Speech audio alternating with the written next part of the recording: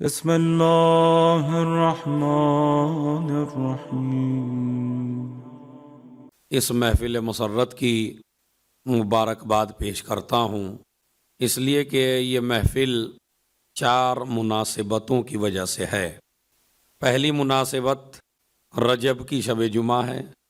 دوسری مناسبت حسین ابن علی کے گھر میں جناب سکینہ سلام اللہ علیہا کی ولادت باسعادت کی تاریخ ہے، اور اس کے علاوہ 24 رجب میں فتح خیبر ہے، اور 22 رجب میں وہ ہے جو مجھے کہنے کی ضرورت نہیں ہے۔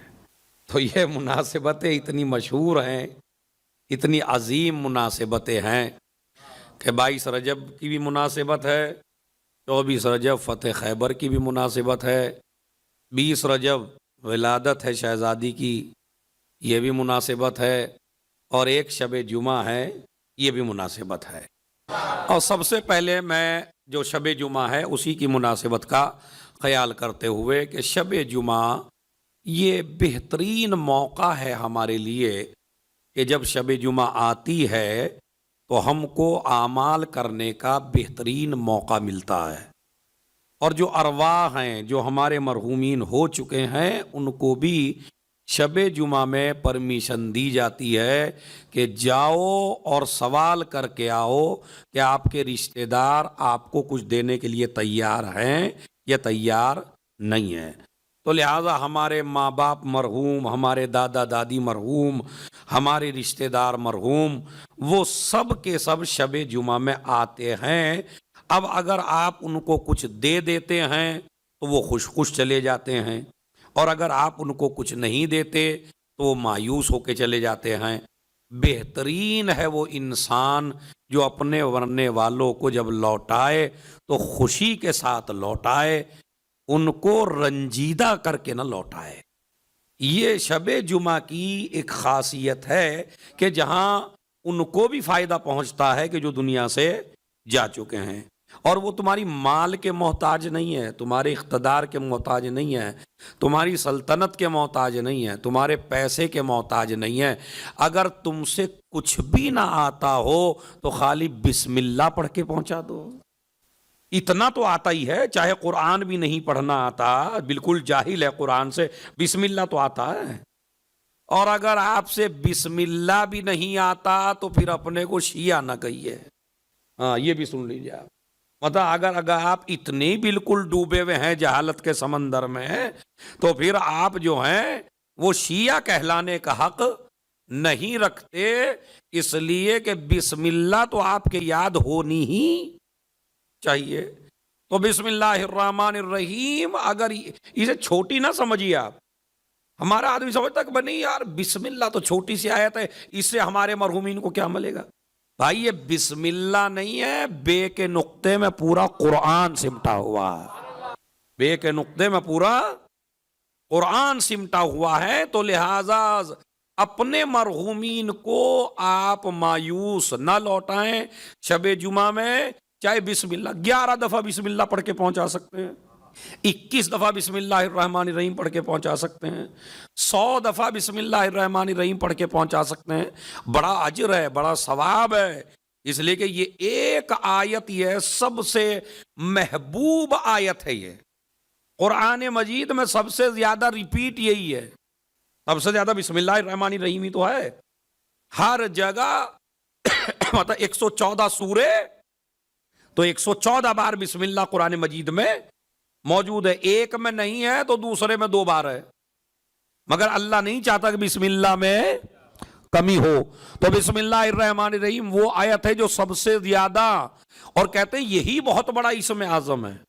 اگر کسی عذاب سے محفوظ رکھتی ہے بسم اللہ الرحمن الرحیم، آپ کو اندازہ ہو تو ایسے سوچ لیجئے کہ ادھر جناب موسیٰ بد دعا کر رہے ہیں فرعون کے لیے، لیکن فرعون پہ عذاب نہیں آ رہا ہے، اور ایک نبی کی بد دعا ہے اللہ سے پوچھا مناجات میں، پروردگار میں فرعون کے لیے بد دعا کر رہا ہوں، اس پر اثر کیوں نہیں ہوتا، اس کا محل اس پہ کیوں نہیں گر جاتا؟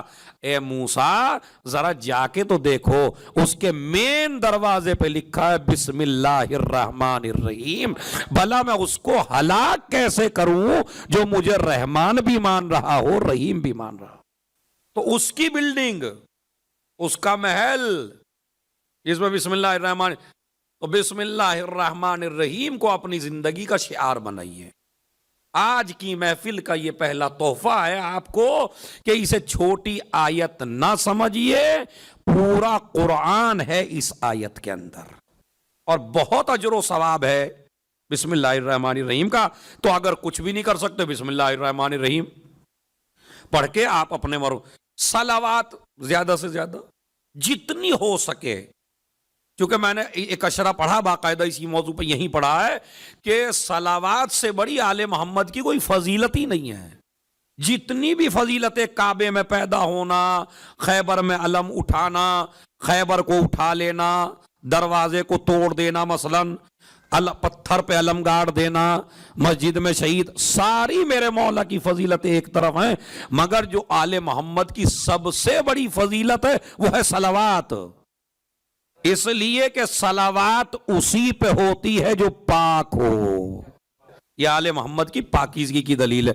تو صلوات اور بسم اللہ، تو یہ شب جمعہ کے حوالے سے تھا، چونکہ اس لیے کہ یہ مناسبت ہے بہت بڑی، اس میں آپ غافل نہ ہوں، اس لیے کہ عباس قمی علیہ الرحمہ نے لکھا کہ فرشتوں کی ایک ٹیم آتی ہے دوپہر میں شب جمعہ میں، اور وہ جمعے کے اینڈ تک رہتی ہے، اور ان کے ہاتھ میں سونے کے قلم ہوتے ہیں، اور ان کا کام ہے صرف بندے نے کتنی بار صلوات پڑھا ہے، ان کا کوئی کام ہی نہیں ہے، کام ہے تو کیا ہے، صلوات کتنی بار پڑھا ہے۔ تو ایک تو اعمال جمعہ میں سے سب سے بڑا عمل ہے صلوات، زیادہ سے زیادہ گھر جائیے صلوات پڑھیے، دن میں زیادہ سے زیادہ صلوات پڑھیے، یہ ایک اعمال میں سے ایک عمل ہے۔ دوسرا عمل ہے جمعے کے دن کچھ نہ کچھ دین کی نالج، کچھ نہ کچھ دین کی تعلیم۔ ضرورت نہیں ہے آپ کو کسی مدرسے میں جانے، کسی اسکول میں جانے کی، آپ کے ہاتھ میں پوری لائبریری موجود ہے موبائل کی شکل میں، اتنی کلاسز پڑی ہوئی ہیں، اور کسی بھی دین، کچھ نہ کچھ دین سیکھنے میں اپنا وقت لگائیے جمعے کے دن، اس لیے کہ جب آپ کو امام کی آرمی میں شامل کیا جائے گا تو سب سے پہلے امام پوچھیں گے آپ سے دین کتنا آتا ہے۔ تو سب سے پہلا سوال کیا کریں گے امام زمانہ جوان سے آ کے؟ آپ سے دین کتنا آتا ہے، دین کی نالج کتنی ہے آپ کو، یہ سوال ہوگا جوان سے ہوگا۔ روایت میں 25 سال کے جوان سے سب سے پہلا سوال امام زمانہ کا ہوگا تم کو دین کتنا آتا ہے۔ 15 سال سے پہلے ہم نے دین کی کوئی چیز تمہارے اوپر واجب نہیں کی، 15 سال میں ہم نے دین واجب کیا، 10 سال تجھے اور زیادہ دیے تاکہ تو اس میں سیکھ سکے۔ تو لہذا جوان کے لیے جمعے کا دن جہاں دعاؤں کا دن ہے، جہاں صلوات کا دن ہے، وہیں پر دوسرا عمل ہے کچھ نہ کچھ سیکھنا، وضو کا طریقہ، غسل کا طریقہ، تیمم کا طریقہ، نماز کا طریقہ، نماز کے واجبات، ہزاروں چیزیں ہیں جو آپ کو نہیں آتی ہیں، تو کچھ بھی آپ کی نالج میں اضافہ ہونا چاہیے، یہ دوسرا عمل ہے۔ تیسرا عمل ہے دعائے ندبہ اور زیارت آل یاسین، یہ شب جمعہ کے حوالے سے ہے، یعنی زیادہ سے زیادہ دعائے ندبہ پڑھیے۔ دعائے ندبہ وہ دعا ہے کہ جو آپ کو فضائل آل محمد کے سمندر میں غوطہ لگا دیتی ہے۔ کتنی عجیب و غریب دعا ہے کہ جس میں سارے فضائل ہیں، مولا علی کے فضائل ہی فضائل ہیں، اہل بیت کے فضائل ہی فضائل ہیں، نبی کی ساری حدیثیں ہی حدیثیں ہیں، یعنی یہ سمجھ لیے دعائے ندبہ نہیں ہے، فضائل علی کا ٹھاٹے مارتا ہوا سمندر ہے۔ یا علی لم یعرف المؤمنون بعدی، اے علی اگر تم نہ ہوتے تو میرے بعد مومن کی شناخت ہی نہ ہوتی، یہ تیرا وجود ہے کہ جس کی وجہ سے مومن کی شناخت ہوتی ہے. اسی طریقے سے ہزاروں حدیثیں ہیں جو اس دعا میں موجود ہیں. علماء نے فرمایا ہے کہ اگر کوئی انسان کنٹینیو مستقل دعائے ندبہ جمعے کے دن پڑھتا رہے تو ممکن ہی نہیں ہے کہ اس کی پکار سچی ہو اور امام ملنے نہ آئے. ممکن نہیں ہے. امام سے حتماً ملاقات ہوگی آپ کی. یہ زیارت آل یاسین بڑی عجیب و غریب. ہر مصیبت کے لیے، ہر پریشانی کے لیے، جتنی بھی آپ کو زندگی میں پریشانیاں ہو ان سب کے حل کے لیے زیارت آل یاسین ہے. اور اس زیارت آل یاسین کا ایک جملہ اگر کہیں تو میں آپ کو نظر کروں آج محفل میں، خدا کی قسم اگر 2 کروڑ کا مجمع بھی ہوتا تو میں یہ تحفہ دیتا ان کو. لیکن پوری دنیا میں یہ جا رہی ہے محفل تو سنیے کیا جملہ ہے. یہیں سے آپ اندازہ لگا لیں گے کہ کتنی عظیم زیارت ہے. فَالْحَقُّ مَا رَضِيتُمُوهُ وَالْبَاطِلُ مَا أَسْقَطْتُمُوهُ. ہم وہ ہیں جو حق کے محتاج ہیں، ہم اس راستے پہ چلتے ہیں جو حق ہوتا ہے. یعنی ہمارے چلنے کے لیے حق کا ہونا ضروری ہے. مگر کیا فضیلت بیان کر دی زیارت اس میں آل یاسین میں. کیا فرماتے ہیں؟ فَالْحَقُّ مَا رَضِيتُمُوهُ وَالْبَاطِلُ مَا أَسْقَطْتُمُوهُ. حق اسے کہتے ہیں جس سے آپ راضی ہو جائیں. حق کیا ہے؟ جس سے آپ راضی ہو جائیں وہ حق ہے، اور جس سے آپ ناراض ہو جائیں وہ باطل ہے. یعنی اگر حق کو اور باطل کو پہچاننا ہے تو اس کا طریقہ یہ ہے کہ جس سے آل محمد راضی ہیں وہ حق ہے، اور جس سے آل محمد ناراض ہیں وہ والمعروف ما امرتم بے. جس چیز کا آپ حکم دے دیں وہی نیکی ہے. ارے میں توجہ چاہتا ہوں. یعنی جس چیز کا آپ حکم دے دیں وہی نیکی ہے، جس چیز سے آپ روک دیں وہی منکر ہے. ہم اس سے روکتے ہیں جو منکر ہو، ہم اس کا حکم دیتے ہیں جو معروف ہو. آل محمد جس سے روک دیں وہ منکر بن جاتا ہے، جس کو کہہ دیں وہ معروف بن جاتا ہے. اب یہ میرے الفاظ نہیں ہے، زیارت کے الفاظ ہیں. فَالْحَقُّ مَا رَضِيتُمُوهُ وَالْبَاطِلُ مَا أَسْقَطْتُمُوهُ وَالْمَعْرُوفَ مَا أَمَرْتُمْ بِهِ وَالْمُنْكَرَ مَا نَهَيْتُمْ عَنْهُ. جس سے آپ روک دے. آل محمد جس چیز سے روک دیں، لیکن اگر میں آل محمد کے نام ہی پر ان چیزوں کو کرنے لگوں کہ جن چیزوں سے آل محمد نے روکا ہے تو پھر کیا ہوگا؟ مطلب ادھر کیا کہہ رہے ہیں؟ جس چیز کا آپ حکم، آپ نیکی کے علاوہ حکم دیتے ہی نہیں ہیں، آپ برائی کے علاوہ روکتے ہی نہیں ہیں. اہل بیت اطہار سے دین لینا ہے، آل محمد سے دین لینا ہے. آل محمد کے دین میں اپنی رائے کو شامل نہیں کرنا ہے، اپنی فکر نہیں لانی ہے. اپنے حالات کا جائزہ لے کر اپنی ان محفلوں میں، ان تذکرہ الہی میں، دیکھیے میں آپ کو ایک اچھی صلوات پڑھیں تو میں ایک چیز بتاتا ہوں آپ کو.